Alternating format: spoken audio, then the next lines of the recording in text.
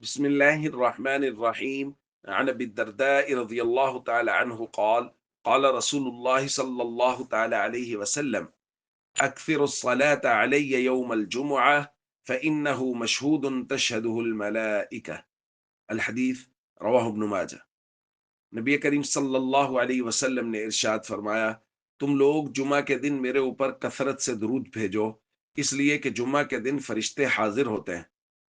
پھر فرمایا، وَإِنَّ أَحَدًا لَن يُصَلِّيَ عَلَيَّ إِلَّا عُرِضَتْ عَلَيَّ صَلَاتُهُ حَتَّى يَفْرُغَ مِنْهَا۔ اور جو شخص بھی جمعہ کے دن مجھ پہ درود بھیجتا ہے تو اس کے فارغ ہوتے ہی وہ درود مجھ پر پیش کیا جاتا ہے۔ دوستو، جمعہ والے دن کثرت سے درود پاک پڑھنے کے بہت سے فضائل بیان کیے ہیں، اور نبی کریم صلی اللہ علیہ وسلم نے باقاعدہ اس کی ترغیب بیان فرمائی ہے۔